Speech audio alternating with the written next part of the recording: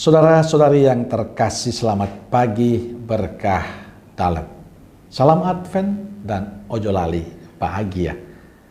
Sudah kita memberi senyum hari ini, Senin 5 Desember 2022. Hari biasa pekan kedua Advent. Dalam nama Bapa dan Putra dan Roh Kudus. Amin.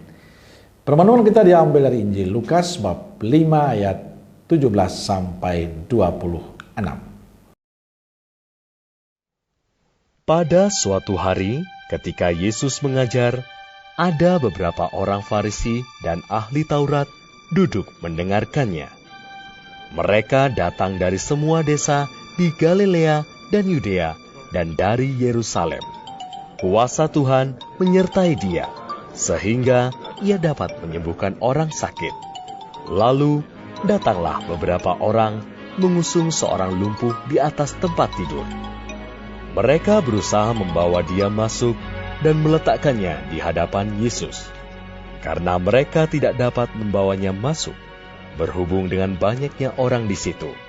Naiklah mereka ke atap rumah, lalu membongkar atap itu, dan menurunkan orang itu dengan tempat tidurnya ke tengah-tengah orang banyak, tepat di depan Yesus. Ketika Yesus melihat iman mereka, berkatalah ia, "Hai saudara, dosamu sudah diampuni." Tetapi ahli-ahli Taurat dan orang-orang Farisi berpikir dalam hatinya, "Siapakah orang yang menghujat Allah ini? Siapa yang dapat mengampuni dosa selain daripada Allah sendiri?" Akan tetapi, Yesus mengetahui pikiran mereka, lalu berkata kepada mereka, "Apakah yang kamu pikirkan dalam hatimu? Manakah lebih mudah mengatakan, 'Dosamu sudah diampuni,' atau mengatakan, 'Bangunlah dan berjalanlah'? Tetapi supaya kamu tahu bahwa di dunia ini Anak Manusia berkuasa mengampuni dosa." Berkatalah ia kepada orang lumpuh itu, "Kepadamu kukatakan, bangunlah, angkatlah tempat tidurmu dan pulanglah ke rumahmu." Dan seketika itu juga bangunlah ia di depan mereka, lalu mengangkat tempat tidurnya dan pulang ke rumahnya sambil memuliakan Allah. Semua orang itu takjub, lalu memuliakan Allah, dan mereka sangat takut. Katanya, "Hari ini kami telah menyaksikan hal-hal yang sangat mengherankan." Saudaraku terkasih, Injil hari ini bicara tentang siapakah Yesus sesungguhnya.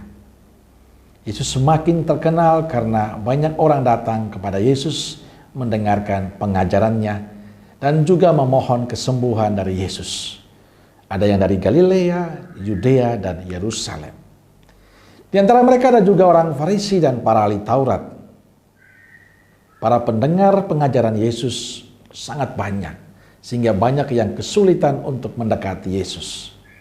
Dalam situasi itu Injil bercerita tentang sekelompok orang yang terbilang nekat membuka atap rumah dan menurunkan orang sakit lumpuh persis di hadapan Yesus. Mereka melakukan itu karena tidak ada kesempatan bagi mereka untuk bisa bertemu dengan Yesus. Maka cara yang dibuat agak nekat, menjebol atap rumah dan menurunkan si lumpuh untuk disembuhkan Yesus. Kenekatan mereka bagi saya itu karena ada kasih, ada iman. Mereka percaya Yesus menyembuhkan. Mereka yakin Yesus akan memberikan yang terbaik untuk si lumpuh itu. Dalam momen ini kita mendengar bagaimana Yesus menunjukkan bahwa Dia adalah Allah. Sebab hanya Allah yang sanggup mengampuni dan menyembuhkan. Saudaraku terkasih, tindakan orang membuka atap rumah dan menurunkan selumpuh persis depan Yesus yang sedang mengajar adalah tindakan iman. Mereka tidak hanya percaya akan kesembuhan yang dilakukan Yesus, tapi melakukan sebuah tindakan kasih demi selumpuh.